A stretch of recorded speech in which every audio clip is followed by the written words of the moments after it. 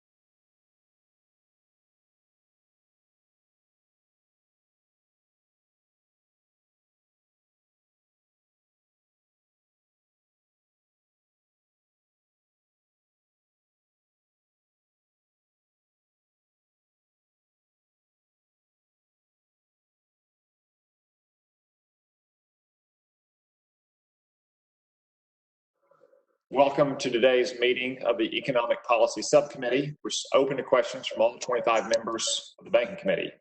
I'd like to thank Senator Cortez Masto and her staff and all the committee staff for helping pull together this hearing. We have an exceptional roster of witnesses prepared to testify today, and I want to introduce them briefly. First, Professor Walter Russell Mead is the Chase Professor of Foreign Affairs and the Humanities at Bard College and a Distinguished Fellow at the Hudson Institute. You can also read him now twice a week in the Wall Street Journal's opinion section, where he is the Global View columnist. I certainly do. The Honorable Chris Giancarlo is the founder of the Digital Dollar Project and is here today to speak about that effort and the importance of an emerging technology known as the blockchain. He is also the former chairman of the Commodity Futures Trading Commission. Mr. Tim Morrison is a senior fellow at the Hudson Institute, where he specializes in Asia-Pacific security. Formerly, he served as Deputy Assistant to the President for National Security under President Trump. Dr. Lisa Cook is a professor of economics and international relations at Michigan State University. She previously served as senior economist at the Council of Economic Advisors under President Obama. Mr. Martin Rosser is a senior fellow in the Technology and National Security Program at the Center for New American Security. He previously served as a senior intelligence officer and analyst at the CIA. I want to thank you all for testifying. Thanks to our audience today for tuning in to this hearing entitled U.S.-China Winning the Economic Competition. While, of course, we would have all preferred to convene in person, perhaps it's appropriate that we have to hold this hearing due to a virus that first emerged from Wuhan, China, after a cover-up of the Chinese Communist Party. This should serve as a reminder that the misrule and strategic calculations of the Chinese Communist Party can have profound consequences for us, half a world away. It also serves as a reminder of the high stakes of this strategic competition between the United States and China. We shouldn't underestimate our opponent in this struggle. China is the most formidable adversary the United States has faced in living memory. Near the height of its power in 1980, the Soviet Union's economy was 40% the size of the American economy. In 1943, the combined economies of our enemies, Nazi Germany and Imperial Japan, were also 40% the size of the American economy. Today, China's economy is 2/3 the size of our economy. So China is richer than any adversary we've faced. It's also far more entangled with us economically, as we were reminded in the early days of this pandemic. We rely on China for the manufacture of many important goods, from the medicines in our cupboards to the electronics in our cell phones. This reflects not only the decline in our industrial capacity and the failure of decades of naive engagement, but also the Chinese Communist Party's grand ambitions, which Chairman Xi describes as nothing less than the great rejuvenation of the Chinese nation. Beijing is investing hundreds of billions of dollars to develop technologies it believes are key to the future, not just airplanes and automobiles, but frontier technologies like semiconductors, artificial intelligence, and quantum computing. The task we face is to preserve and in some cases rebuild America's position as the technological and economic leader of the world, and to end our compromising dependence on China for essential goods. The Senate is scheduled to vote today on one such measure, a bipartisan bill I led to strengthen the semiconductor industry. We passed it with an overwhelming majority as an amendment yesterday, and I believe it will pass finally today. But there's much more that's left to do. That's the purpose of this hearing. Finally, I want to note for the benefit of our witnesses and audience that the Economic Policy Subcommittee majority is preparing a report that addresses this very issue, which will include concrete proposals about how to compete with and beat China. Your testimony will help inform our report, which will likely be released later this year. So thank you again for serving as witnesses. I look forward to your testimony, and I would like to remind all witnesses and members of a few important technical details for this hearing. For members, please make sure to turn on your camera when you are ready and able to speak. If you do not turn on your camera, I will assume that you are away from your desk and not able to speak at that moment. For both members and our witnesses, please remember to mute yourself when you're not speaking. If there's background noise, it will cause the central camera to change to you even if you're not talking.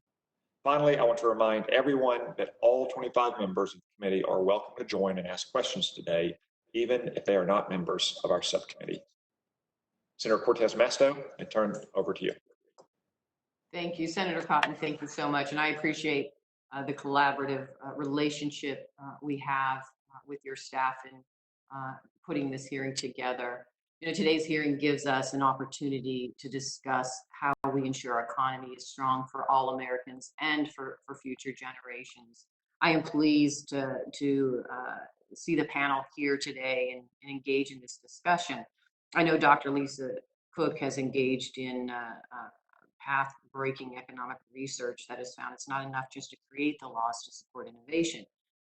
Patents, copyright courts, government-funded research and development do not result in greater economic growth and prosperity for all if the government fails to provide the most basic protections to those facing disadvantage. If the USA wants to maintain its status in the world's biggest and most dynamic economy, the holder of the world's currency, the leader in international alliances and collaboration, and the most liquid and wealth-producing capital markets, we must assess how we structure our government to ensure we meet the needs of our families and respond to the changes in the world. Let me just focus on my home state for a minute. Nevada has been hit particularly hard by the pandemic with an unemployment rate of 15%. Our state economy relies on travel, tourism, entertainment, hospitality, all hard-hit sectors. More than 430,000 Nevadans have filed for unemployment. So the question is, how can we and the rest of our nation rebuild our crumbling infrastructure, provide effective job training to displaced workers, and improve the educational outcomes of our children? How can we invest in our public health infrastructure and collaborate with those of other nations to prevent future pandemics? How do we recover economically from this pandemic in a way that benefits those hit the hardest by this health crisis? To respond to these crises, we must rely on a vibrant and responsive public sector. We need civic institutions to not only battle our urgent health, economic, and racial crises, we need government at all levels to invest for future economic growth. In particular, America's economic growth will in large part depend on maintaining our technological edge. The U.S. has long led in many key technologies, which has helped underpin our economy and helped shape international norms and standards, promoting values such as freedom, innovation, and fairness. To build a strong future economy, we must invest heavily in a range of key strategic technologies such as 5G wireless, artificial intelligence, and quantum computing. And we're holding this hearing in part because the US and Chinese economic competition over these technologies, who makes them, who owns them, who benefits from them, who exports them, and who determines the norms and standards users must adhere to, will define much of the century. Emerging technologies can improve societies, but we must ensure that guardrails govern their use, are designed to foster innovation and fairness, and that they protect minorities and the free flow of ideas. China is attempting to displace the United States as a leader in high-tech sectors, but China does not play by the same rules of the road. It subsidizes state-owned enterprises, it restricts market access, and steals US intellectual property. Moreover, by seeking to become a global leader in these technologies, China is also seeking to shape how they are used around the world by setting the standards. However, unlike the United States, which ensures international standards are consistent with democratic values, China has used new technologies such as AI to surveil and repress their own people, from the Uyghurs to Hong Kong's protesters. This is why I am pleased also to welcome Mr. Rasser, who is leading pivotal research into the competition between the United States and China in the area of technology. It is the vitality and creativity of our scientific research communities that will drive American innovation. And to ensure our future competitiveness, we must educate and prepare the workforce for the industries of the future. We are made stronger by investing in our people, by investing in a just society, and by working with our allies and friends in a multilateral fashion. To be competitive in the long term, we must continue to invest in scientific research and development, which is the building block for the next generation of technology. In Nevada, we know that technology is an economic driver for our state. Our Innovation State Initiative was making progress prior to this pandemic. So I look forward to hearing from all of the witnesses, and I hope that today's discussion will help us progress a discussion of how we can improve the lives of every American, ensure we provide a better future for the next generation. So thank you for joining us. Thank you, Senator Cortez Masto. We'll now go to the witnesses' opening statements. Your written statements will be admitted in their entirety to the record. We'll have opening statements for up to 5 minutes, and we'll start with Professor Walter Russell Mead. Hello, Senator Cotton, Senator Ranking Member. It's an honor to be in this hearing, and I thank you for inviting me. When we look at China today, I think we see a puzzle as well as a problem. That is, China, we thought for some time, Americans tended to think that China had moved beyond Marxism, that it was sort of nominally Marxist, but communist ideology was no longer a factor in Chinese thinking. And that really turns out not to be true.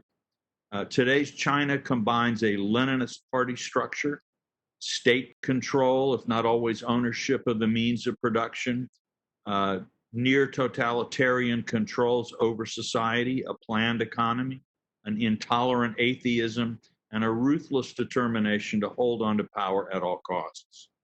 That Beijing incorporates market mechanisms into its system is not new. Even Lenin introduced the new economic policy as a way to speed recovery from Russia's civil war. But the Chinese Communist Party, armed with information technology that lets it monitor and control economic activity on a scale Lenin could only dream of, has grafted market mechanisms onto a communist state structure with great success. American policy responses to this puzzling entity must take account of the geographical, ideological, and economic dimensions of the new China. None of it will be easy. Even in a competitive relationship, our goal cannot be to stop China's economic growth or to dictate the course of its political development. The United States has no desire and has no power to prevent more than 1 billion people from working toward a better life. Nevertheless, the U.S. relationship with a revisionist and possibly revolutionary neo-communist China can't simply be business as usual. Countries like China and Russia that claim they are actively seeking to undermine U.S. interests and counter U.S. values need to be taken at their word. U.S. diplomats and agents abroad must respond to attempts to extend hostile influence in strategically important countries and proactively defend American interests. When we come to economics, the United States can't simply treat trade as a purely economic question with a country like China. As Senator mentioned, distinctions between state-owned corporations and private business can't really be taken at face value. Chinese businesses and investors are under the thumb of central officials. Given the party's ambitions, other countries have no choice but to monitor Chinese investment and financial flows, to audit supply chains for key materials, and to eliminate strategic dependencies on China and to eschew the use of Chinese tech that threatens their telecom and infrastructure security. China's attempts to achieve technological supremacy through theft and illegal behavior are not, again, purely economic questions. They are security questions and need to be addressed with that degree of urgency. The steady military buildup of Beijing has implications for the U.S. defense budget, and the United States needs to scale up its efforts to secure primacy on land, at sea, in the air, in cyber, and in space. This, again, is not simply a matter of defense spending. It's a matter of investment in technology. It requires a very broad whole-of-government approach.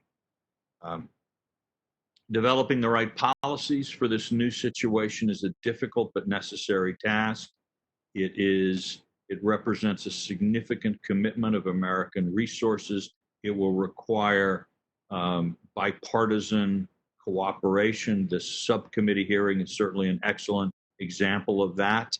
But at the end of the day, Beijing cannot be allowed to dictate its terms of engagement with a global system to which it is fundamentally hostile. Thank you. Thank you, Professor Mead. We'll turn now to Chris Giancarlo. Thank you, Chairman. Thank you, Ranking Member and Senators. It's an honor to be with you. As a former market regulator, I think a lot about how to strengthen the global competitiveness of U.S. financial markets and our overall economy. And I believe there are many steps we can take, but perhaps there is one that is more important than the others, and that is upgrading our own national currency, the U.S. dollar, into a modern, programmable instrument for a new digital 21st century. Let me begin with three observations from my public service. First, we know that most of, lost my testimony here. We know that much of America's physical infrastructure, its bridges and its tunnels and its airports and mass transit systems, have been allowed to age and deteriorate and become obsolete. Well, sadly, the same is true about much of our financial infrastructure. Systems for payment and settlement, shareholder and proxy voting, and investor access and disclosure that were global models in the 20th century are falling behind the times in the 21st. And nothing reveals the limits of our existing financial system more clearly than the tens of millions of Americans having to wait a month or more to receive COVID relief payments by paper check. My second observation is that we're entering a new era when things of value, like contracts and stock certificates and titles of ownership, will be stored, managed, and moved around instantaneously from person to person. They will move without central validators, but through collaborative cryptography, tokenization, shared ledgers, and a network of computational algorithms. It will make sending money as easy and cost-free as sending a text message. My third observation is by acting now, we can harness this wave of innovation for greater financial inclusion, capital and operational efficiency, and economic competitiveness for generations to come. The Digital Dollar Project is a not-for-profit effort to encourage public discussion on the potential advantages of a U.S. central bank digital currency, or CBDC as it's known. The project's recent white paper proposes a new additional form of money, a tokenized digital bearer instrument. It would have the same legal status as the dollars in one's purse, but on a mobile device. And it would operate alongside existing forms of money, distributed through the existing two-tiered banking system, and potentially recorded by distributed ledger technology. This type of CBDC is about the core financial architecture of the dollar itself. Today, most of the world's tradable commodities, benchmarks, and contracts are priced in America's deep and liquid commodity futures markets, overseen by the CFTC. Those market prices are set and accounted for in the US dollar. And this dynamic is one of the important pillars of the dollar's reserve currency status. Tomorrow, those tradable commodities and contracts will be digitized, tokenized, and coupled with smart contracts. The question is whether the digital commodities and contracts of the future will still be priced and accounted for in the US dollar if the dollar remains an analog instrument. Or will they be priced and accounted for in some other currency that is similarly digitized, tokenized, and programmable? We must face this question today. It would be foolish to take the dollar's predominant global status for granted.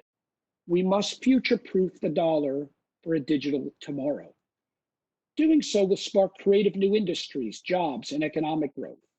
But it is an enormous undertaking. It must be done carefully, thoughtfully, and deliberately. Something that's worthy of the dollar's global importance will take time to get right, but now is the time to get started. The recent launch of SpaceX reminds us that America explored outer space and the lunar surface through a series of pilot programs. They were known as Mercury, Gemini, and Apollo. So too should the US explore a digital dollar in a series of well-conceived pilot programs. Today, a team of fine researchers at the Federal Reserve is already thinking about a US CBDC. The next step should be a series of pilot programs driven by the Fed and the Treasury that draw upon the innovativeness of the private sector to test various designs, technologies, and protocols. Throughout modern history, the US has been a leader in innovation. Whether launching the space program or building the internet, it incorporated America's core values of the rule of law, privacy rights, freedom of speech, individual liberty, and free enterprise. The world today is asking what role America will play in the future of money. The choice is either we take a leadership role or we accept that the values of others will be enshrined in this new technology. Let's choose the lead. And in so doing, let's enhance democratic values, increase financial inclusion, and future-proof the dollar for generations to come. Thank you. Thank you. Mr. Morrison. Chairman Cotton, Ranking Member Cortez Masto, it is not too much to say that the United States and the Chinese Communist Party are well into the great power competition of this and the next generation. To understand the stakes, we need look no further than what the General Secretary of the Chinese Communist Party, Xi Jinping, pledged to the party in January 2013, shortly after taking power. And I quote, "Capitalism is bound to die out, and socialism is bound to win. This is an inevitable trend in social and historical development." He added his assurance to the party of, and I quote, "the eventual demise of capitalism and the ultimate victory of socialism," end quote. This is not a promise of peaceful coexistence between competing worldviews. General Secretary Xi promises an existential fight, one he intends to win. Attached to my statement, I've included what we used to call the Wheel of Death when I served in government. It shows how the CCP leverages what FBI Director Wray calls its whole of society approach to steal its way to economic development and military modernization. I urge the members of this panel, the staffs, and everyone watching to familiarize themselves with this unclassified U.S. government product. Don't assume you aren't involved in the competition with the Chinese Communist Party. In my prepared remarks, I recommend to you 3 specific areas of focus to enhance U.S. economic strength to win the competition with the Chinese Communist Party, which I'll briefly summarize for you. First, trade. Today, the U.S., Mexico, and Canada comprise one of the freest, most deeply integrated trade blocs on Earth. It serves 478 million people with economic output of approximately $24 trillion per year. Now imagine if a newly sovereign United Kingdom, with its 66 million people and nearly $3 trillion in gross domestic product, joined USMCA. What about Japan's 5.1 trillion in GDP and 126 million citizens? Australia, South Korea, New Zealand together represent 3.7 trillion in gross domestic product and 81 million people. They could be brought in too. At a combined economic output of nearly $36 trillion per year and 751 million citizens, a USMCA joined by the remaining Five Eyes, plus Japan and South Korea, could be the freest and most productive trade bloc on Earth, and it would be based on Western values with the rule of law. The choice between access to the CCP's socialist marketplace and such a free trade bloc is really no choice at all. Second, leveraging U.S. foreign assistance and investment. The Chinese Communist Party really doesn't hide its plans. It certainly hasn't tried to hide its Made in China 2025 plan. In essence, the CCP has destroyed the free market in its prioritized areas. We need to strengthen the free trade bloc, as I outlined above, and implement a strategic approach that can level the playing field to defeat China Incorporated. And we have tools. We have lots and lots of tools. For example, and this is not an exhaustive list, the Export-Import Bank, the Development Finance Corporation, USAID, the Millennium Challenge Corporation, and many, many others. In essence, the United States already has what amounts to a $200 billion sovereign wealth fund.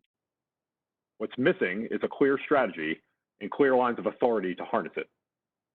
Who in the United States government has the responsibility to make sure that the CCP doesn't acquire advanced aerospace technology in Ukraine, a key port in Portugal or Israel, or some of the world's largest rare earth deposits in Greenland? There must be clear direction given by the president for how he expects U.S. foreign aid to be utilized in the strategic competition with the CCP. Lastly, leveraging export controls.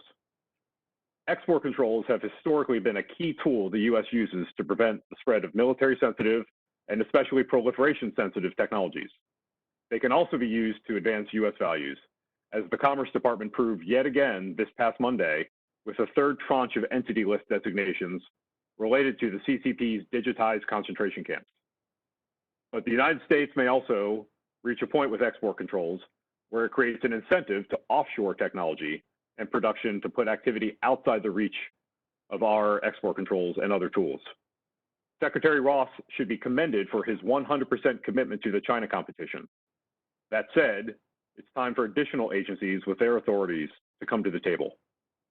Additionally, policymakers should consider whether it continues to make sense to split responsibility for the administration of export controls between the Department of Commerce and the Department of State. Such separation adds complexity for exporters and creates gaps through which our adversaries can seek to acquire our technology. Mr. Chairman, Ranking Member, members of the subcommittee, when we confronted the last strategic great power rivalry, we managed to make this a bipartisan fight. Teamed up were national security hawks and human rights doves, Wall Street and labor, churches and intellectuals.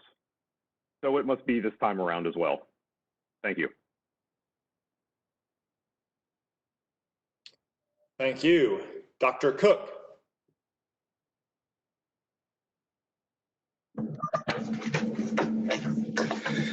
Chairman Cotton, Ranking Member Cortez Masto, and members of the Subcommittee on Economic Policy.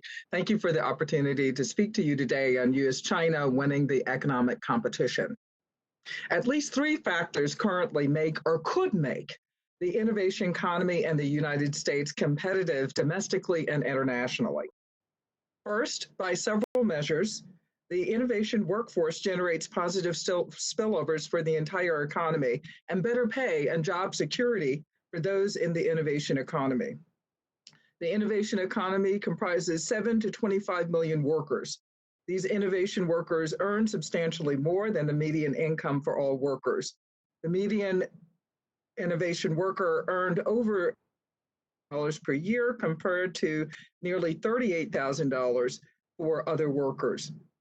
Innovation economy jobs are also growing faster than in other sectors, and unemployment rates are lower. During and following the Great Recession, the U.S. workforce contracted, while the innovation workforce was less affected by the overall economic contraction. Despite the popular conception of the innovation economy, one does not need a PhD in engineering to participate in the innovation economy. For example, digital tools are being developed and refined to augment traditional contact tracing. This includes case management, proximity tracing, and exposure notification. In some states, as little education as a high school diploma is required, and online training is both free and available. In general, if workers are able, getting additional training is desirable during periods of weak labor markets, such that skills are not lost or enhanced, something we observed during the Great Recession. Second, another feature that makes the U.S. competitive internationally is the protection of intellectual property rights. This is a feature of the American innovation system that is the envy of other countries and is used by firms that plan to sell their products and processes internationally. My research shows that firms in some emerging markets like China decide to do what Soviet inventors did during the Cold War and take advantage of the U.S. patent system to protect their intellectual property. Chinese interest in protection of intellectual property rights has been increasing over several years. How do we know this? It can be measured in the number of U.S. patents obtained by inventors who are Chinese residents and the share of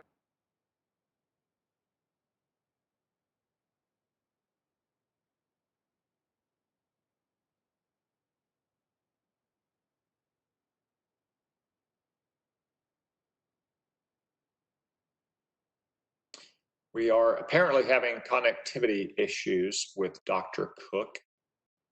So for the moment, why don't we move to Mr. Rasser? We will work on Dr. Cook's connection and hopefully have the conclusion of her opening statement once she is back online. Mr. Rasser. Great, thank you. Chairman Cotton, Ranking Member Cortez Masto, distinguished members of the subcommittee, thank you for the opportunity to testify today on how to win the economic competition with China. This contest of economic power is rooted in technological advances. U.S. economic security is entrenched in American technological leadership. Today, that leadership is at risk. Preserving it requires renewed investments in R&D and human capital. It means addressing illicit tech transfer, which costs the U.S. economy hundreds of billions of dollars. The United States must also protect its competitiveness by controlling exports and securing supply chains. While the United States can do a lot on its own, it can do much more with its unmatched network of allies. The stakes are high. Long-term economic security, technological competitiveness, critical infrastructure integrity, a multinational approach to technology policy should be a cornerstone of the US strategy to outcompete China. Working with allies, the United States can develop and execute a full strategy to build a technology future where the most innovative and dynamic companies succeed, not those swaddled by mercantilist industrial policies. A future that promotes and protects democratic norms and principles, not one that erodes our freedoms or threatens our values. So what would this look like? Let me touch on two examples of fundamental importance to the economic competition with China: 5G and semiconductors. 5G networks will be essential to and inseparable from all we do. 5G will enable a transformation of global infrastructure. Getting 5G right is all the more urgent. We all know the risks Huawei poses to US national security and that of its allies. The United States has a chance to introduce a paradigm shift in the communications industry.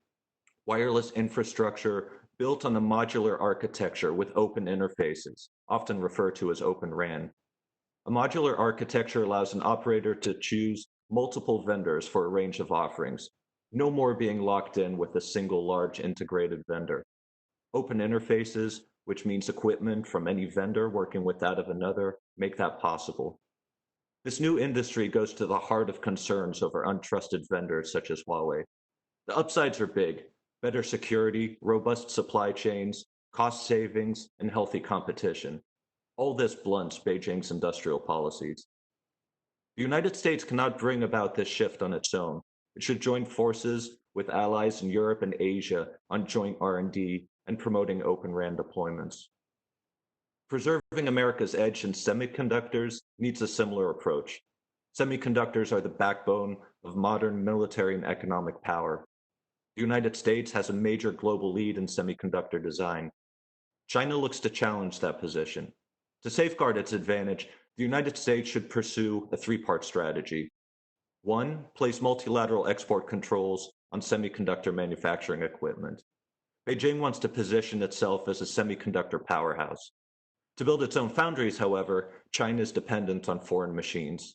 This equipment is made by companies in just a handful of countries: the United States, Japan, the Netherlands. Together, they account for 90% of global market share. This is huge leverage. Working together to control exports to China protects a key advantage. 2, secure semiconductor supply chains. A new international consortium comprised of tech-leading democracies could pool resources to build new foundries and shift production out of China. Now you have greater geographic diversity and you offset lost revenue from export controls with new production lines. 3, create the next generation of microelectronics. This means investing in R&D for breakthroughs in new materials and designs. Here also, working with allies is the smart play. Collaboration options range from personnel exchanges to setting up joint R&D centers. Congress can promote these partnerships by enhancing visa and work permit regimes, providing grants and loans, and organizing multinational innovation prize competitions. U.S. technological leadership is at the core of the economic competition with China. The United States needs a national strategy for technology, with allied collaboration as a key feature.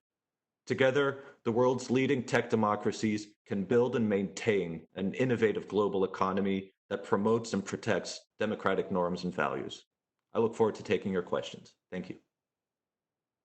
Thank you, Mr. Rasser. Dr. Cook, we regret the connection. Please take the time to complete your opening statement. Thank you, Senator Cotton. Between 1963 and the year 2000, Chinese residents were granted 917 patents from the U.S. Patent Office. That ranked number 30 out of all the other foreign countries. By 2019, they were granted 22,294 patents, 24 times the period 1963 to 2000. And they ranked number 3 behind Japan and South Korea and represented 10.9% of patents issued to foreign residents by 2019. It is clear that the U.S. patent system is offering something the government of China will not or cannot offer its inventors and entrepreneurs: determination of originality or first to patent, and defense of intellectual property, and by extension, the ability to compete abroad, to encourage innovation, and therefore to promote long-term economic growth. A third factor that could make the U.S. system of innovation competitive internationally is more diversity and inclusion at every stage of the innovation process. My co-author and I calculate that between 1970 and 2006, patent output for all U.S. inventors is 235 patents per million. For women, it's 40 patents per million, and for African Americans, it's only 6 patents per million. Cook and Yang find that U.S. GDP per capita would be 0.6% to 4.4% higher if there were more African Americans and women included at each stage of the innovation process. I propose a number of policy interventions which might broaden participation in the innovation economy. Among these are increasing the participation of women and minoritized groups in STEM education and in the SBA's SBIR and STTR programs, and addressing racial and gender workplace climate issues at tech firms and other institutions where invention and innovation occur. In addition to broad participation in patenting and innovation, accurate demographic data related to patenting must be available. The Success Act, which this body passed in 2018, and the IDEA Act, which is currently being considered by this body, are based on my previous research and create the foundation for careful collection of and reporting on such data. I urge passage of the IDEA Act in order to measure and encourage progress in patenting, innovation, competitiveness, growth, and higher living standards for the United States and for all Americans. Thank you. Thank you, Dr. Cook. Thank you to all of our witnesses. We will now move to the first round of questions. Out of deference and gratitude to the members who've showed up for this hearing, almost all of the subcommittee, we will keep the first round to 5 minutes. For those of you who have more questions, we'll have subsequent rounds in which timing will be more flexible. I will begin and I will lead by example. The coronavirus pandemic has exposed the extent of our dependency on China for critical goods. Earlier this year, the Chinese Communist Party exposed export restrictions on personal protective equipment produced in China that is so important for our doctors, our nurses, our law enforcement officers, and other frontline workers. Xi Jinping and the party maintain control over other segments of supply chains for personal protective equipment, life-saving drugs, rare earth elements, microelectronics, to name just a few. It's an economic and national security imperative that we end this dependence. I want to ask Professor Mead first, can you please discuss any historical parallels between our present economic and supply chain entanglement with China we might draw from such historical parallels to past great power competitions? Senator, thank you. I'm unmuted. If we look back to, say, the 1930s and 1940s, when the U.S. was facing industrialized opponents in Nazi Germany, fascist Italy, and Imperial Japan, you can see that in these cases, there actually were ways in which U.S. investments in U.S. products were supporting our opponents. And there are allegations that Ford factories were still producing military equipment for Germany after the war began. A lot of Japanese rearmament and military operations depended on scrap metal and energy exports from the United States.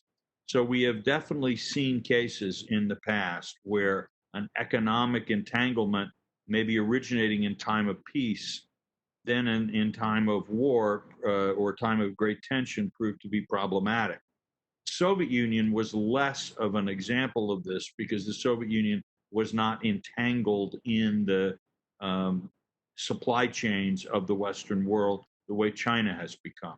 And I think our problem here is that we have assumed that trade was simply an economic question with China.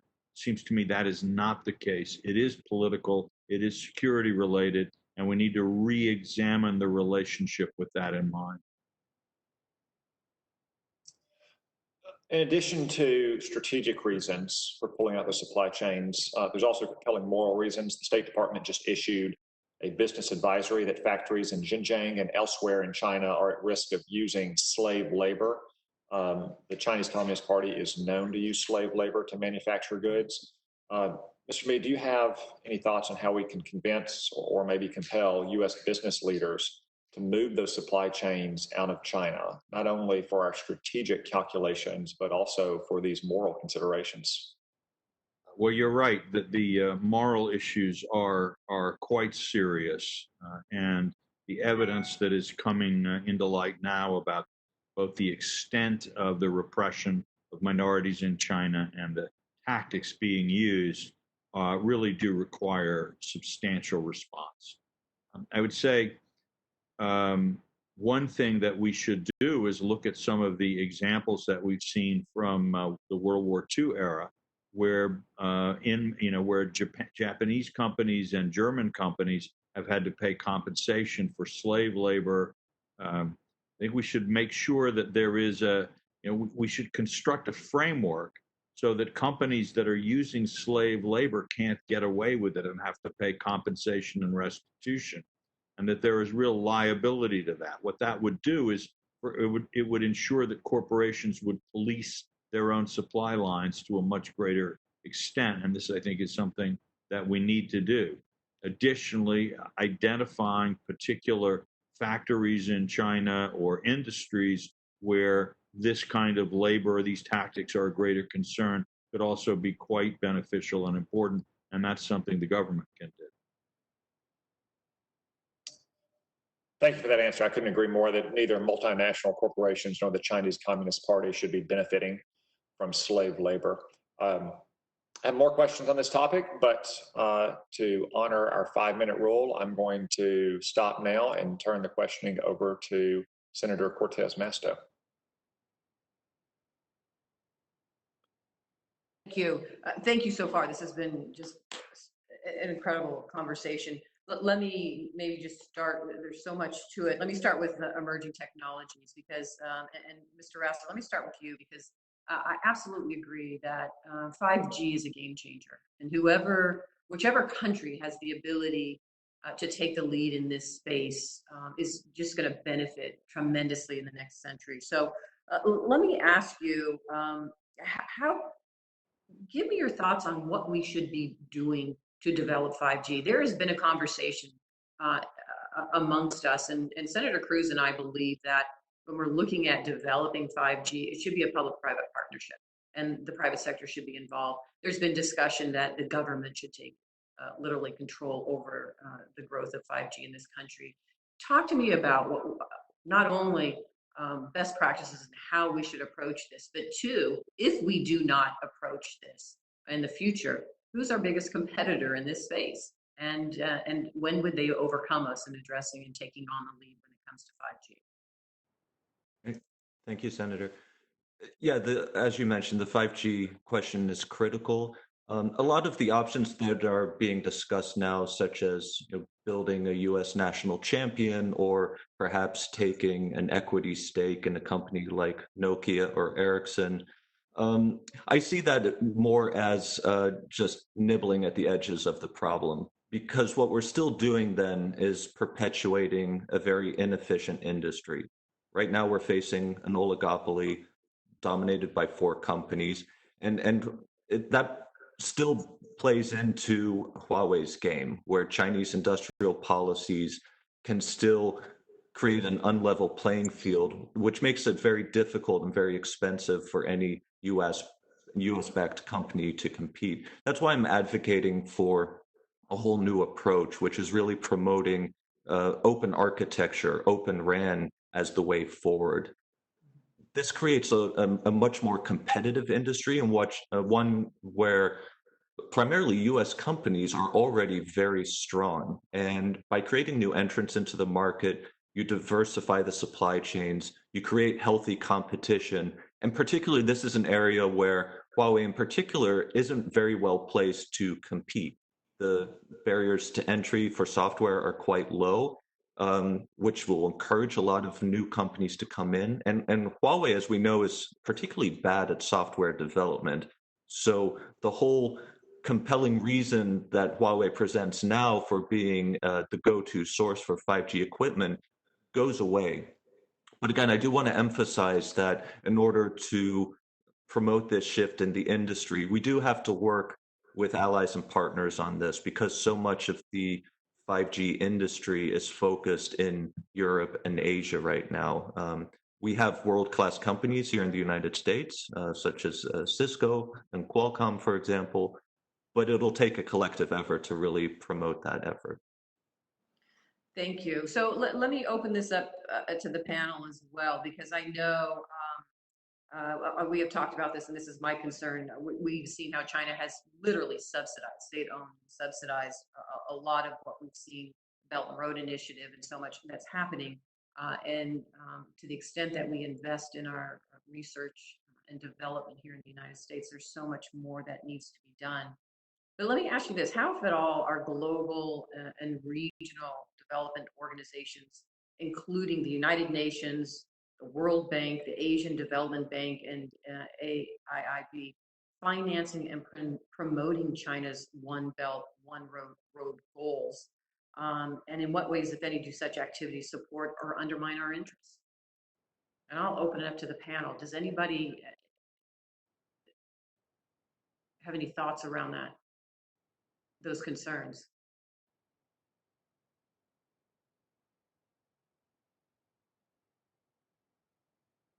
I'll jump in real quick. It's pretty evident how Beijing has taken advantage of their entry into the international system that the United States built after the war.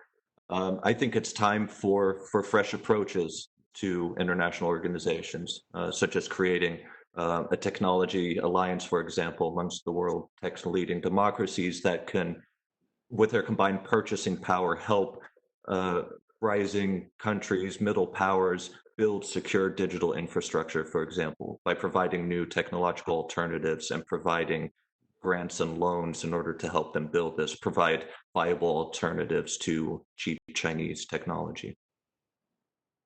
Thank you. I know my time is up. I will refer back to Chairman. Thank you. Thank you, Senator Cortez Masto. Thank you, Mr. Rosser, for a very informative answer. We'll turn now to Senator Tillis. Thank you, Mr. Chairman. I'm going to do an AV fix here real quick. Sorry, I was watching you on TV for the opening comments, and now I've turned it off. Thank you for this important committee, and I was particularly interested in the opening testimony. Mr. Rosser, I want to maybe pick up where you left off in response to the ranking member's question. I know that we're trying to figure out what that fresh approach looks like, and I think a part of this is to what extent the other nations are going to step up. I know recently China has mentioned possible incentives to their manufacturing base to onshore some of the manufacturing that's in China. What should that look like, both from an international coordinated perspective and what we're doing? I'm in the camp of trying to provide a basis for the numbers to work in the United States to bring back some of the jobs, but I think it's equally important that we look at relationships with our allies, more reliable nations, to potentially move some of the links in the global supply chain out of China. At the same time, we have to pay attention to the complexity of the supply chains and the fact that some of the inputs may themselves come from China. So how do we work through that in a coordinated fashion? Thank you, Senator. Well, one of the ways is what Mr. Morrison mentioned. I think it's a great idea to look at, an expanded democratic trading bloc, for example. But in general, there's a lot of interest that you're seeing now. There's for instance, what the Quad is doing now for the first time, doing military maneuvers in the Indo-Pacific.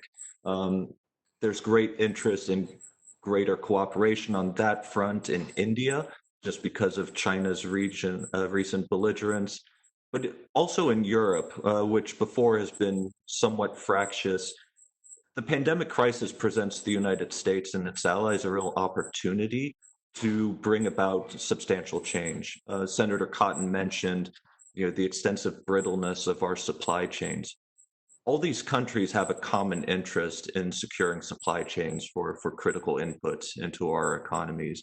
So, because of the complexity of those supply chains, I really see the only feasible way to do this in a time and cost-effective manner is to collaborate on figuring out how to best restructure these supply chains. Part of that will be bringing capacity back home, but we also need geographic diversity in the supply chain so that we can have a surge capacity if need be, or in the event of another major crisis where part of the supply chain is knocked out, that we can restart production and manufacturing in other areas.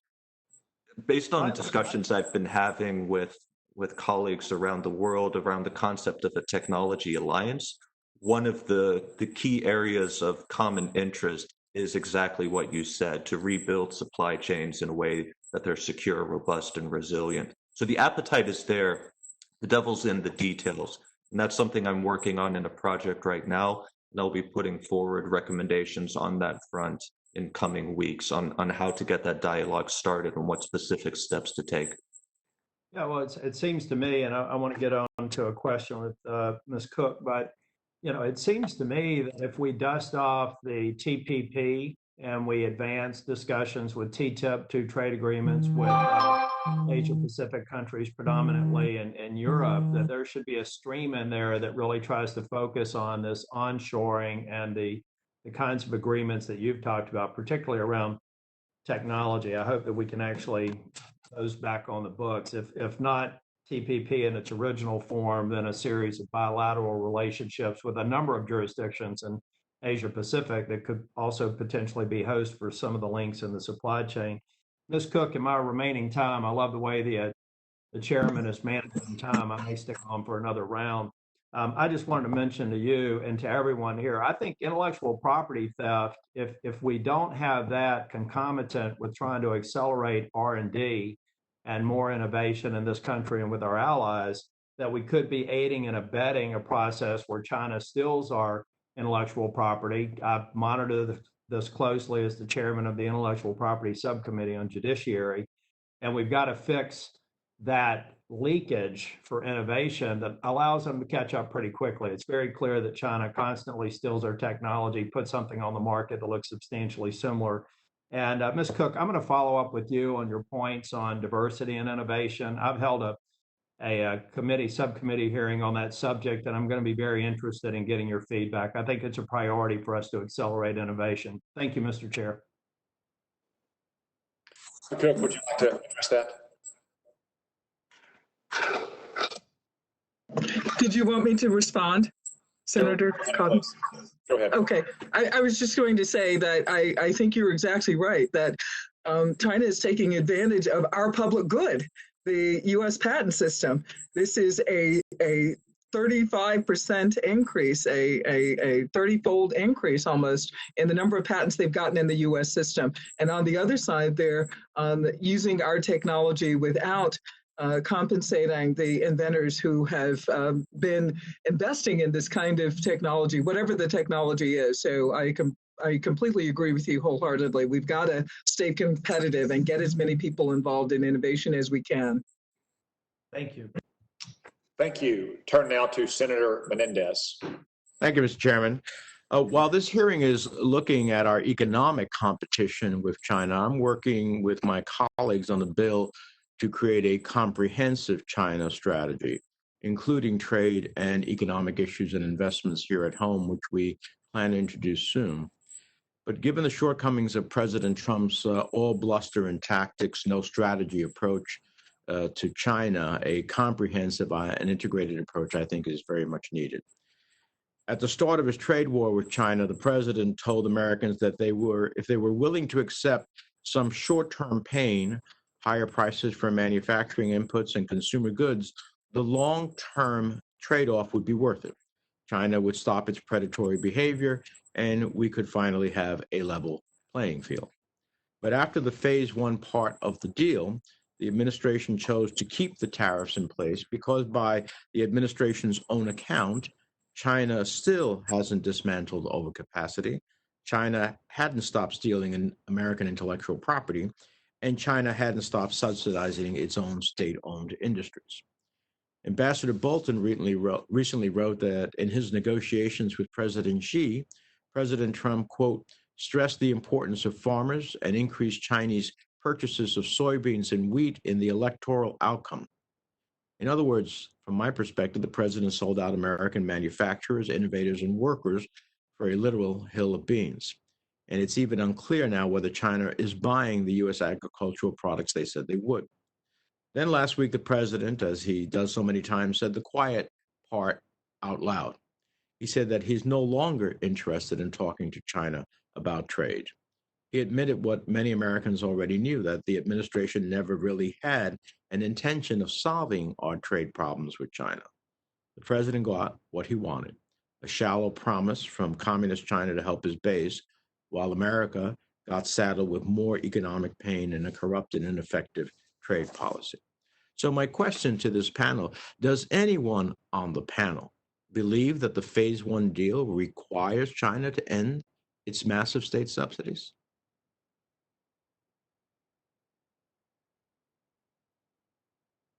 Do I take your silence as saying, no, you don't believe so?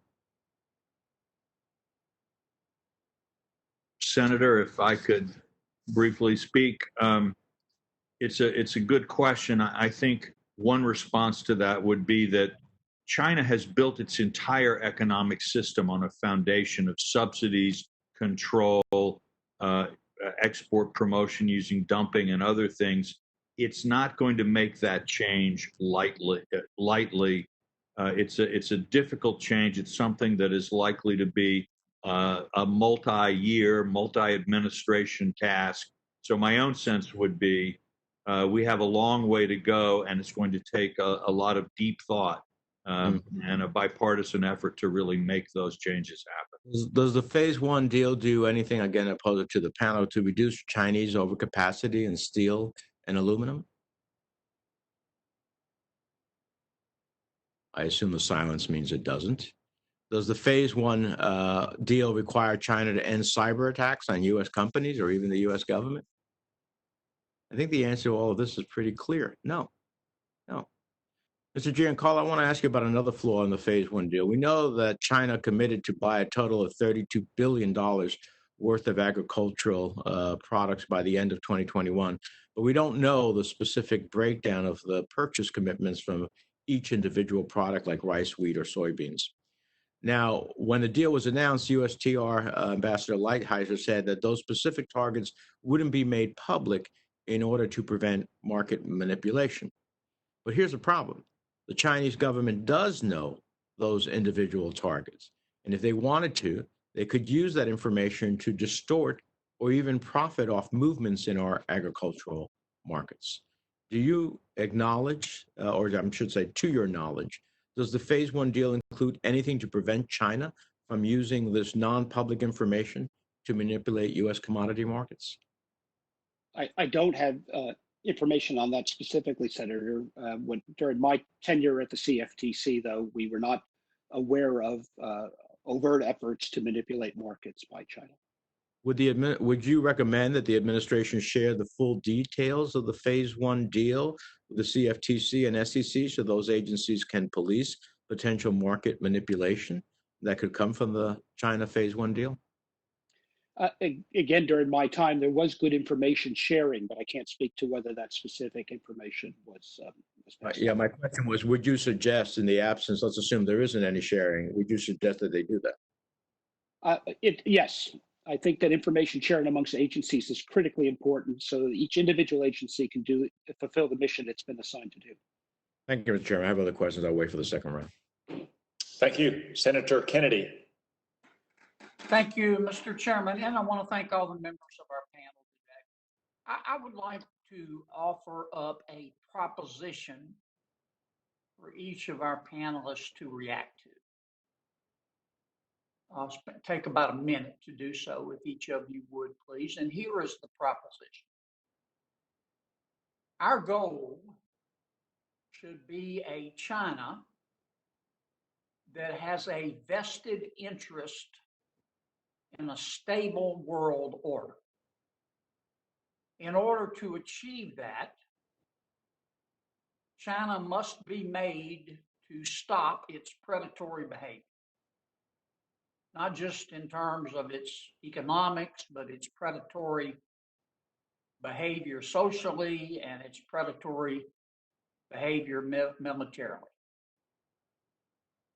The final tenet of the proposition that I would like your reaction to is that that will be impossible to achieve by America alone. That we have to have a coalition of like-minded countries, Europe, Canada, Australia, New Zealand, South Korea, Japan, as much support as we can get in Africa and South America. Do you agree with that proposition, or is that proposition wrong? Senator Kennedy, maybe I can lead off on this. I think ultimately the future is going to be determined in a contest of values. The values of a liberal world order, of openness, of freedom of speech, of rights of privacy, of free entrepreneurship, is going to be in conflict with a closed society approach, a society of central control, central surveillance. And it's going to be that battle of ideas that I think is going to determine what the future is going to look like.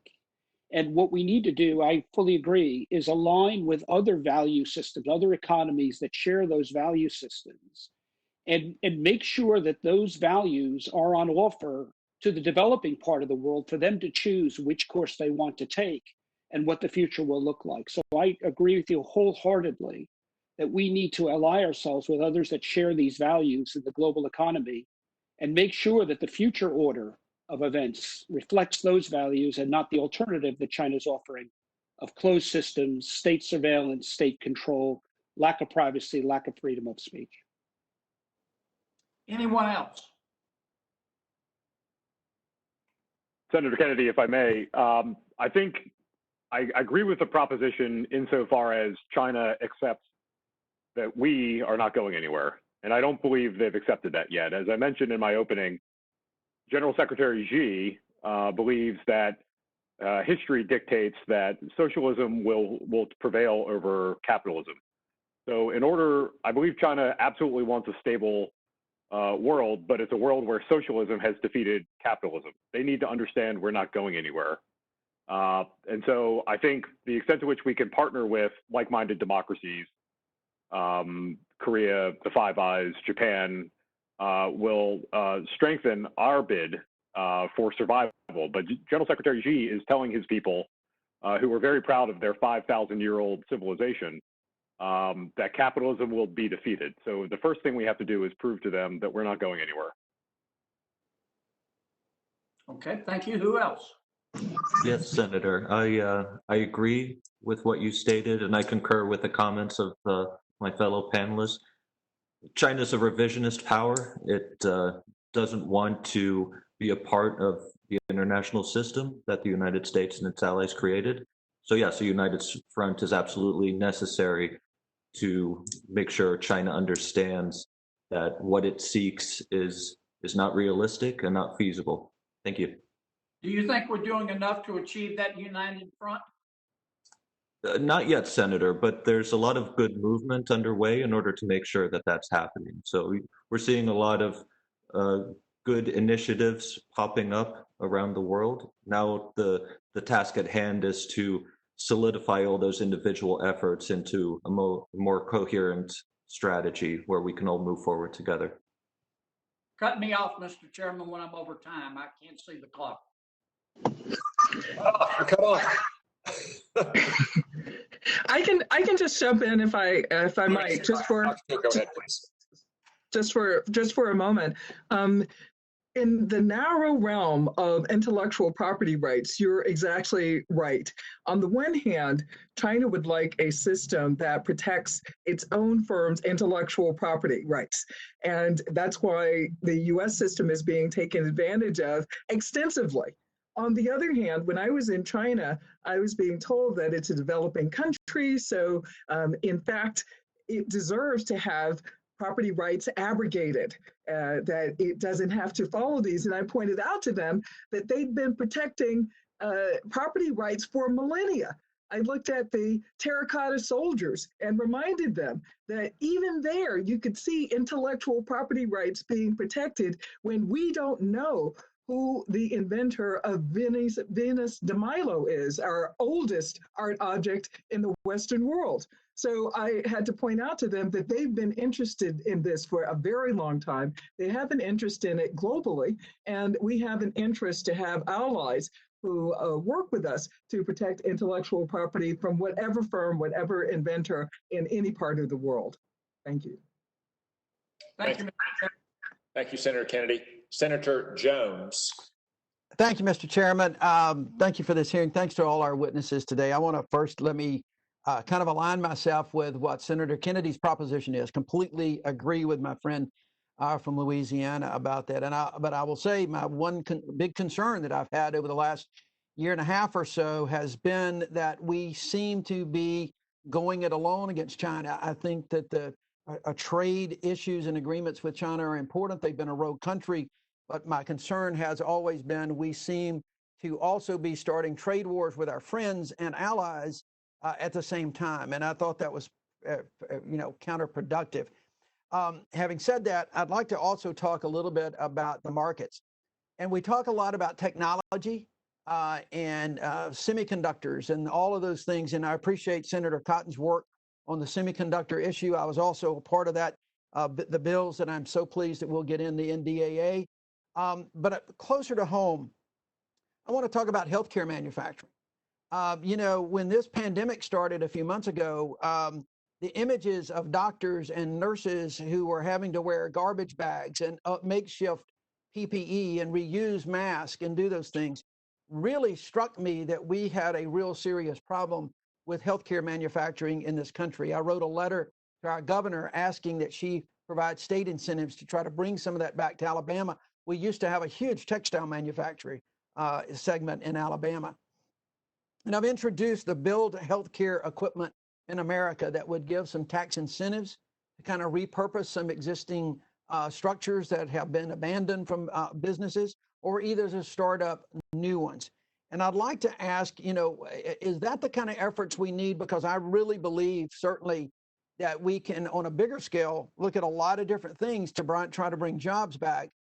But healthcare manufacturing, those masks, the PPE, the ventilators, those kind of things, that's not something that is going away. And in fact, I think it's something that this country is going to be using in greater and greater numbers, even as this pandemic slides down, hopefully within the next few months. Dr. Cook, could you address that a little bit about what we need to do to try to bring these kind of manufacturing for issues like these, what would normally be like a little bit lower paying job than these high tech jobs, but bring those back to this country? What can we do to ensure that that happens? I think you're exactly right. We've got to diversify the supply chain, that we've been caught out as we are with respect to healthcare manufacturing, as well as other types of manufacturing, even simple manufacturing. I think that we really need to think more about this. And as you know, since I'm sitting in the middle of Manufacturing Central in Michigan, that the infrastructure is still here, and that we can still do this if we thought broadly about how that could be done. Absolutely. This was a national security priority. It's a national health priority. I agree with you. Senator Jones, may I? But I will, quick to add that Alabama is going to give Michigan a run for your money on manufacturing with automobiles and other things. Mr. Morrison, did you want to say something? Yes, sir. I appreciate it. Sorry for interrupting. what your point about the supply chain that we've talked about and healthcare manufacturing in particular is spot on. And it reminds me, frankly, that we don't actually understand the extent of our supply chain and its compromise to China. I had a colleague in government who told us a story when he was talking to the Chinese about 5G. And the Chinese were clearly growing very testy with our success on countering Huawei on 5G. This Chinese diplomat told my colleague in government that there are 2.5 million Americans with Huawei code, Huawei, on their pacemakers. And he said it would be horrible if they couldn't get an update. That's the extent to which our healthcare supply chain is compromised. And I think, frankly, we don't actually even understand the full extent of it. We all think about 5G, we think about face masks, but who thinks about who's built the software code for our pacemakers for 2.5 million Americans? Well, thank you for that. I appreciate that, especially since my mom is back home in Alabama with a pacemaker. And so if she starts speaking Chinese, I'll understand now. And I'm not making light of that. I think it's a very, very serious problem. One thing very quickly as my time expires. State-owned entities, we've got local governments around the country that are purchasing and doing different things in procurement. What are the tools out there? And I'll ask this to anybody real quickly. What are the tools out there to help state and local governments in their procurement understand who they are actually purchasing from and contracting with? And do we need some kind of database of some type that these folks could access to help them in their procurement decisions? And I'll just open that up to anybody who might have an answer. Well, Senator, I might jump in on this. As we think about delivery systems, we need to think about the technology on which they're built on. The world is quickly moving to a new technology, distributed ledger technology for global supply chains. And with it will come the opportunity to identify every element along the supply chain from original origin all the way to final delivery and final manufacturing capacity. Now, as we think about that technology, however, we have to recognize that China is also providing leadership in that area with their new blockchain initiative across their entire country and then out through their distribution systems. So we in the United States also need to make sure that we remain a leader in this technology as well, so we can have exactly that verification, identification that you're talking to at the final point of purchase. Great. Well, thank you. Thank you, Mr. Chairman. I may have some questions for the record. Thank you. Thank you. Senator McSally. Thanks, Chairman Cotton, for holding this very important hearing. For those of us who served, Senator Cotton and myself, we've seen China on the rise and the growing national security threat. The economic element of that is really important for us to be addressing today, and what we can do, how we got here, and what we can do to address this for our own national security, for our public health, and to ensure that China does not replace us. They're trying to replace us and dominate the world. We've seen that. They're doing it in plain sight as a parasite off of us. So I appreciate the thoughtful discussion today about this. As was already discussed, unlike previous, the Cold War of the West against the Soviet Union, we're in a situation where over the last many years, we've become economically entangled with China. And as has already been discussed, supply chains for national security elements, our critical minerals, our pharmaceuticals, our PPE, semiconductors, somehow in plain sight have been shipped over to China. And we're now in a place where we're reliant on an adversary for these things. And they've already threatened at different times to cut those off. How do we disentangle ourselves as quickly as possible to ensure that our national security is not at stake as tensions continue to rise? So it's protecting American jobs, but also American security. There was a hearing yesterday about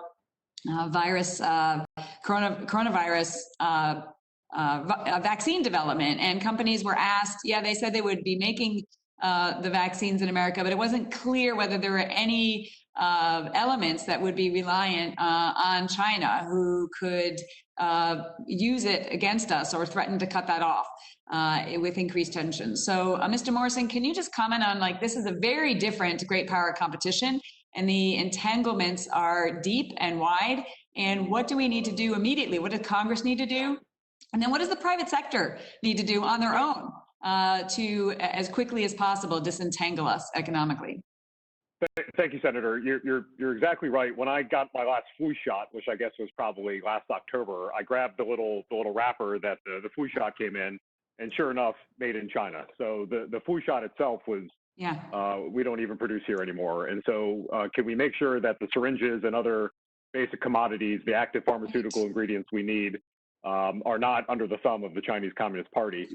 Unfortunately, we didn't get into this mess overnight since the decision was made to bring China into the World Trade Organization over 20 years ago, and we're not going to get out of it overnight. We need to do a number of things in parallel. We need a new free trade bloc.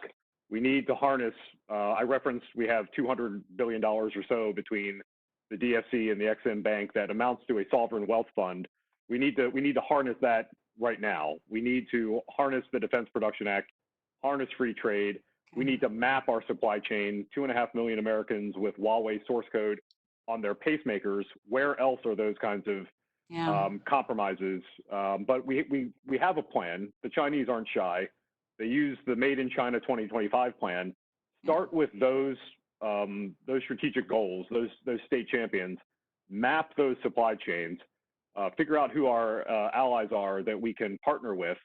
I don't know about you. I won't lose much sleep with 5G partnerships with Sweden, Finland, or Japan, but I do when it's Huawei or ZTE.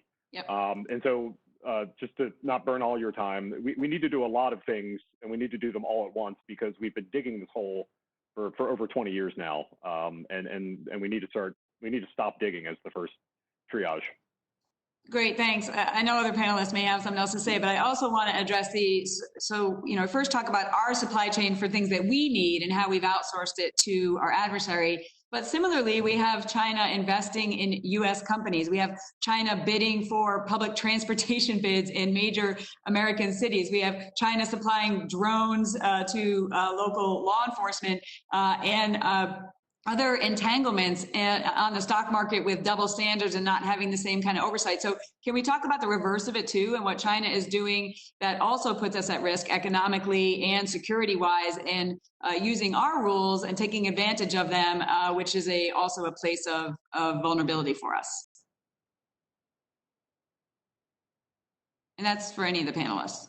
Mr. Morrison, if you want to. So, Congresswoman, I'm sorry, excuse me, Senator, forgive me, I've worked with you on HASC.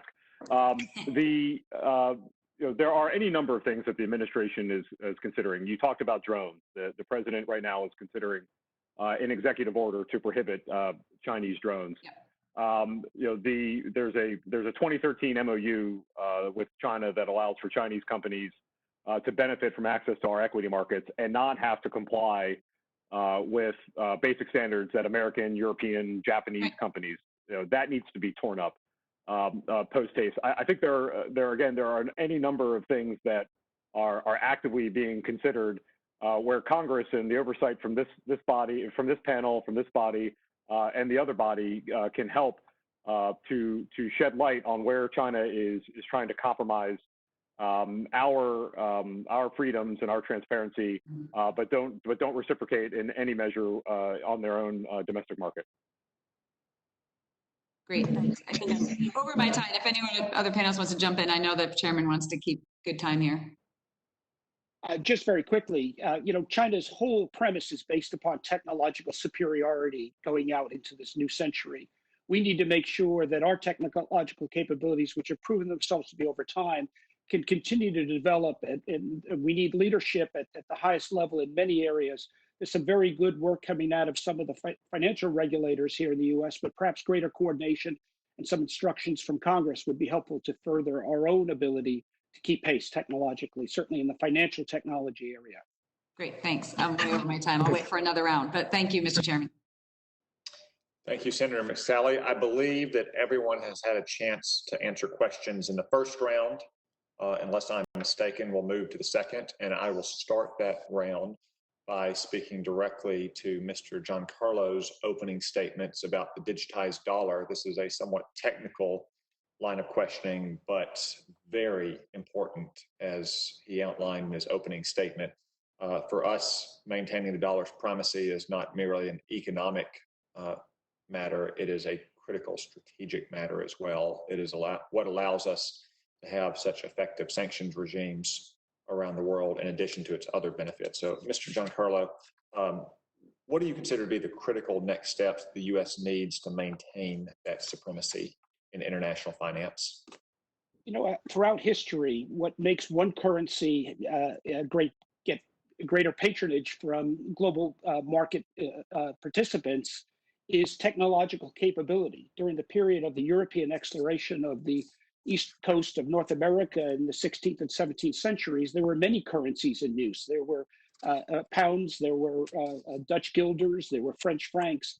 But the currency that was most attractive back then was the dollar, but it wasn't the US dollar, it was the Spanish dollar. And the reason it was the most attractive was because it was minted with New World silver, which was lighter and therefore required less alloy, more consistently pure. But also it was breakable into 8 equal pieces, known as pieces of 8, which made it fractionable. So the point was, technologically, that dollar was superior than other currencies in use. As we go into a digital 21st century, we need to think about our dollar and how do we enhance its technological capability in the world. And this is what China is experimenting with today in their own currency to make it technologically superior by making it digital, tokenizable, fractionalizable, and programmable. This is the new frontier. We're going into a new Internet of Things of value where all things in the world will be digitized, including some of the key commodities that are priced in dollars today.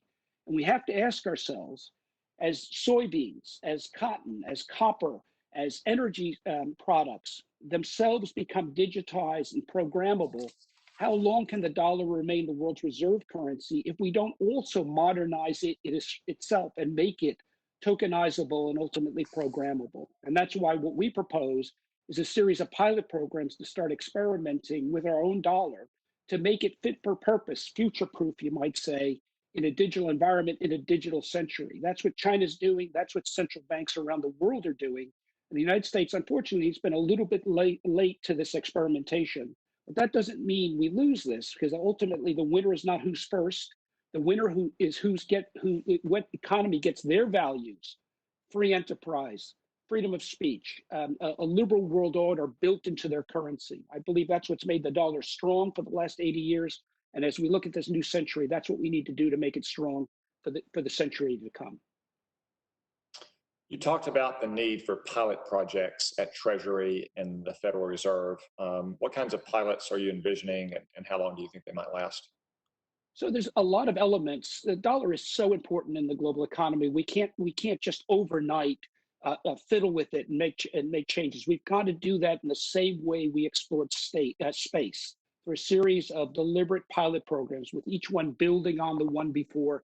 For what do we learn? We need to examine the issue of privacy, which is so important to the cash dollar, to the accounts-based dollar. It needs to be equally important to a digital dollar. We need to look at financial inclusion, which is critically important. And we have communities today that are definitely underserved by the accounts-based system. We need to see how a digital dollar can do a better job of providing on-ramps into financial inclusion for those communities. We need to look at underserved areas that are underserved by banks, and how we can use a digital dollar to serve them. We need to look at wholesale payments, and we need to look at international payments. There's so many elements of this, but if we get started in a series of well-crafted pilot programs involving, as we've always done in the United States, the private sector and the public sector working together, we could do discrete programs in, say, one Fed regional area that's focused on rural issues. We could do another one in another area focused on inner city issues. We could do another program looking at global remittances. There's so much that we need to look at. We could gather that information on that, and we can build something that would be durable and long-lasting. Thank you, Mr. Giancarlo. Professor Mead, someone who wrote a very fine book called God and Gold. What are your thoughts on this new frontier in the role of currency in international relations? Well, I think it's been key to the rise of the American world system that we know now, as it was to the British system before us, that a strong financial system, which is capable of using both government and private debt in a productive way, which also imposes some sort of reasonable limits on spending and inflation, has been a foundation of prosperity and of power for hundreds of years. I don't see that changing. And I think that even today, the need of so many countries to use the U.S. banking system is one of our most effective tools of power. So we can't just take an asset like that for granted. We have to assume that as the nature of finance changes, the nature of currencies change, we have to stay at the front edge of that, the leading edge of that curve of innovation. So I think we do need to be thinking actively about how the dollar can be a fundamental building block for economic activity in this time of the information revolution. Thank you both. Senator Cortez Masto. Thank you. Thank you all so much for this really enlightening, engaging conversation. But let me pull it back to the workforce because I think this is key. And Dr. Cook, the introduction about the innovation economy is going to create innovation jobs that are higher paying. It will create more opportunities for jobs in the future. You don't need a PhD, but you also have done a lot of research in how important it is to diversify that workforce and how social conditions have an impact on that innovation or invention and economic growth. Can you talk a little bit more about that? Why is that diversity important? It's important because we could reap the benefits of higher living standards from having more women and African Americans. So those are the focus of my research. So I'm not saying other types of diversity, but I'm just saying that that's been my narrow focus. We're losing out on 0.6% to 4.4% higher GDP per capita by not including more women and minorities and invention and innovation at every stage. So that's the stage of education and training, the stage of actually inventing, working in labs, also in the process of IPOs and being entrepreneurs. We're missing out on all that talent. An analogy that has often been used in Washington is we're proceeding with one hand behind our backs. And what we have been saying during this entire hearing is that we need to be more competitive. And this is one way to help us to be more competitive, is to bring more people into the workforce, not necessarily everybody with a PhD. I talked about people who could do contact tracing with just a high school degree and with online training. So I think that we have to be more focused on making sure that our workforce is more competitive. Thank you. And as part of that workforce and that innovation, having the best and the brightest, and does that include international students? And let me open this up to anyone who's interested in engaging in this, but part of what I believe we are looking to do here is not only create the best and the brightest in our workforce, give everybody opportunities, but that innovation and that research. If we are going to look to work on a national strategy with our allies, does that mean that we shut the door to international students, or we include international students in as part of that research that's necessary for the innovation? I think that's absolutely necessary. And I think that my view and my research suggests that we need to augment the free flow of ideas as much as we can and make sure that we're the ones doing it. This is what every country depends on, including China. And they depend on us being the technological leader and coming up with these new ideas, coming up with an infinite number of new ideas. So we need to have as much of the free flow of information as we can. So that comes from minimizing workplace climate that is hostile, say, in tech industries, and then making sure that we have people from every sector, whether they're women or other minoritized groups in the tech industry and in other parts of the innovation economy. So I think cutting out international students is cutting our arms off in the process of doing this innovation. Thank you. And as part of the workforce, let me also kind of jump to an industry, mining. Nevada is a mining state. We have lithium mining. We started to do a little rare earth mining. I have watched over the years as China, smartly so, has cornered the market in rare earth mining. Let me ask you, for the panel in general, this type of mineral is important for our technology, right? Nevada right now has the only lithium mining that's going on in the country. Do you think there's an opportunity for us to start focusing on this type of mining in this country, bring it back, this manufacturing control, the supply chain for mining, particularly where it comes to rare earth minerals that's important for the technology that we're all talking about? And if we are to do that, how do we develop that strategy? Yeah, if I may, Senator. Yeah, rare earth elements are critical, right? They're essential components for a lot of our consumer electronics, but more importantly for military systems, but also for electric vehicles, windmills. Fortunately, the United States has quite plentiful deposits of rare earth elements. But yeah, to your point, China's cornered the market, not just in mining, but in particular for processing. Now, there's some good efforts underway in Texas and Colorado, for example, to open up new mines and rebuild processing facilities. But again, here, I think this is an area where partnering with a company like Japan, for example, or Denmark, because of the big deposits in Greenland, makes a lot of sense. Certain elements, like the ones that are in the Greenland deposits, for example, are hard to find outside of China. These are the heavier rare earth elements. So it'd make a lot of sense for the United States to partner with Denmark on establishing environmentally sound mining and processing facilities in that part of the world. But the opportunity here in the United States is just tremendous. It's an area where we should be investing more money. The Department of Defense is doing some, but it's still, there's some legislation in Congress right now that would help push that forward, but more needs to be done on this because China has threatened just last year to cut off supplies. Beijing has shown that it's willing to ultimately really hit us where it hurts. And if they do cut us off from rare earth elements, it's going to make America's economic recovery post-pandemic extremely difficult and also put us at serious military risk as well. Thank you. Thank you, Senator Cortez Masto. Senator Menendez. Thank you, Mr. Chairman.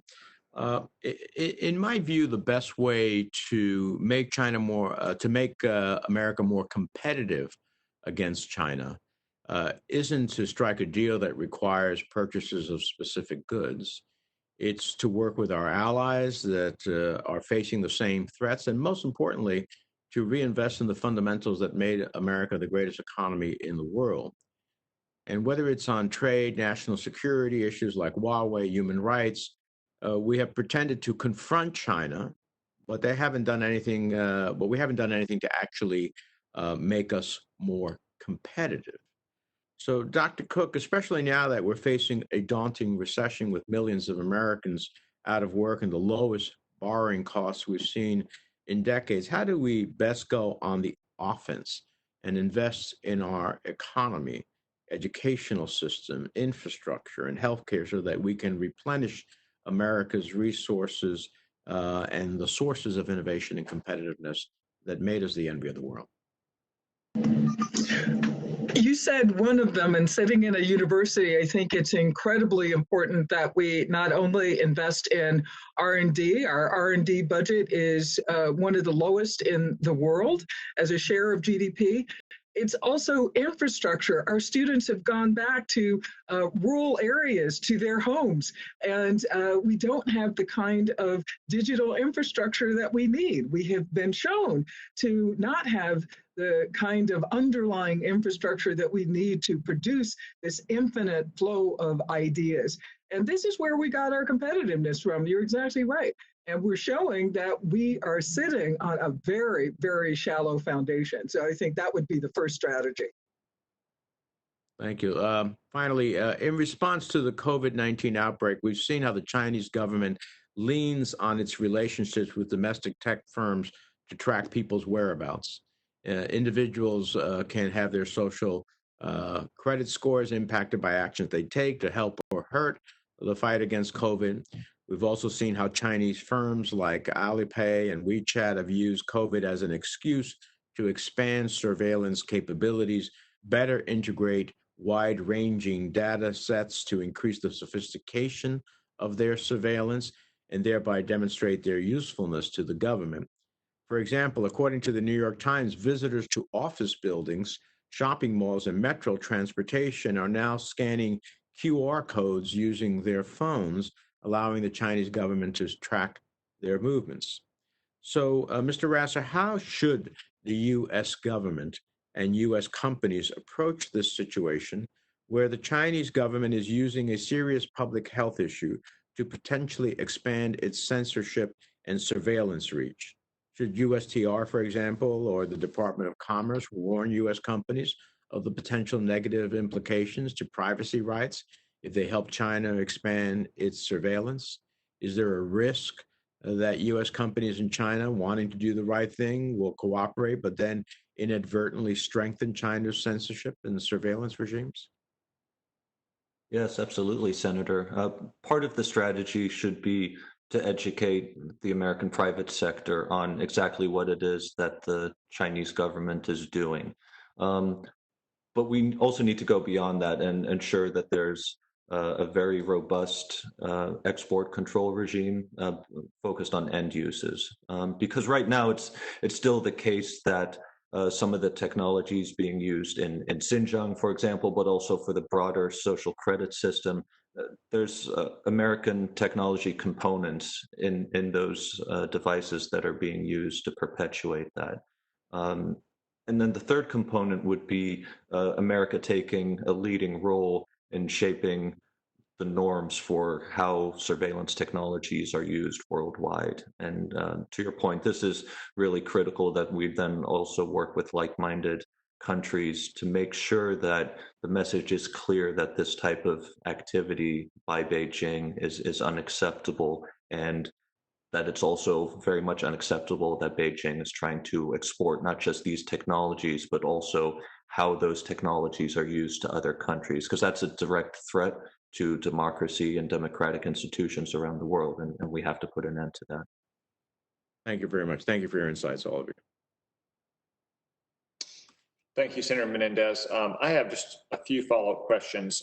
First, in the category of direct foreign investment and the Committee on Foreign Investment in the United States. Mr. Morrison, the U.S. government recently released a list of Chinese military companies that are operating in the United States. These include the aircraft company AVIC, China Industry Shipbuilding Corporation, Huawei, and China Mobile, among others. Do you believe that we should bar these companies from doing business in the United States? Senator, absolutely. These are companies that are state-owned enterprises. They are fronts for the Chinese military. Not only should we bar them from operating in the United States, lobbyists who represent them in Washington should have to explain that. If you are a Chinese military company and you're a lobbyist, should you have to register under FARA and therefore record your dealings with the government on their behalf? If you are a U.S. company and having a joint venture with one of these companies, should you have to explain that to your shareholders as a material risk to their value because you are partnering with the Chinese military? There are a litany of things that the issuance of that report tees up that I hope the interagency is executing. I would agree, very much so. Is there any compelling reason to allow Chinese companies to invest in critical U.S. industries more broadly? There's, of course, a balance in terms of allowing free access to capital, but where you're looking at the Chinese Communist Party, no one would have thought to allow the Soviet Union and its state-owned enterprises to invest in U.S. electric grids or to invest in our information technology. And I think we are still in the beginning stages of the course correction of the gamble that we made that if China has McDonald's, there will be a peaceful future. That was essentially the bumper sticker behind why we should have PNTR with China in 1999 and 2000. And that's a gamble that I think many of the architects of that whole strategy have now admitted that they were wrong. And so we have to stop the digging and begin to dig out of that mistaken gamble. So that touches on inbound Chinese investment in the United States, which is covered by the Committee on Foreign Investment in the U.S. Outbound U.S. technology is covered through export controls, but we don't monitor outbound U.S. investment into China. So U.S. banks, private equity firms, venture capital firms are free to invest in cutting-edge Chinese technology startups. Do you believe that the U.S. government should consider outbound investment controls to China as well? Senator, when I worked on the Armed Services Committee, I worked on the modernization of the CFIUS law, FIRMA. And one of the things that Senator Cornyn and senators like yourself tried to do was give CFIUS authority over joint ventures. One of the problems with the ultimate conclusion of that legislation in the FY19 NDAA was that joint ventures would be dealt with through export controls, through controls on emerging and foundational technologies. As you know, because I believe you wrote a letter with Senator Schumer, those export control regulations have still not been issued by the Department of Commerce. So let me bring it back to your fundamental question. When you're an American company, you do not necessarily have access to information that the U.S. government has on who your partner in China truly is. With the DoD report, you now have a better idea that at least for 19 or so companies, these are fronts for the Chinese military. What if you're not dealing with a company on that list, you're dealing with another company? We know there's no such thing as a private sector in China. We know that China has a national security law where any company or citizen has to answer any edict from the party without any rule of law. And we also know China has a rule on civil military fusion. You might think you're doing business with a civilian company, but everything you give to that civilian company has to, by force of law, be given over to the military for its access. So does that mean we have to cut off all outbound investment?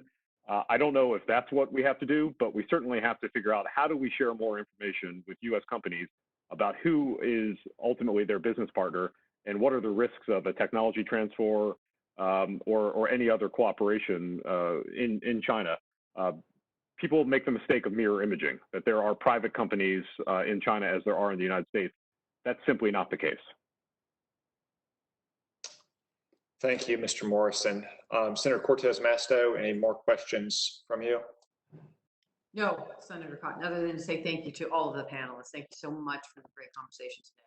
Yes, I want to reiterate thanks to the panel for this very valuable hearing.